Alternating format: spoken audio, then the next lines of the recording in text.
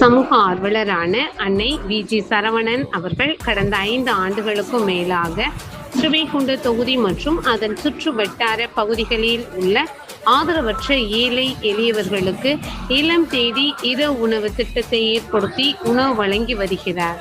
இந்நிலையில் தமிழக வெற்றி கழகத்தின் ஐம்பெரும் கொள்கை தலைவர்களுள் ஒருவரான சமூக ஆர்வலர் அஞ்சலையம்மாளை கொள்கை தலைவராக அறிவித்ததன் ஏற்பால் தமிழக வெற்றி கழகத்துடன் இணைந்து தமிழக வெற்றி கழக தலைவர் தளபதி திரு விஜய் அவர்களின் ஆசையுடன் கழக பொதுச் செயலாளர் அண்ணன் முசியன் ஆனந்த் அவர்களின் வழிகாட்டுதலின்படியும் மதிய உணவு மற்றும் இரவு உணவு திட்டத்தை ஏற்படுத்தி உணவு வழங்கி வருகிறார்.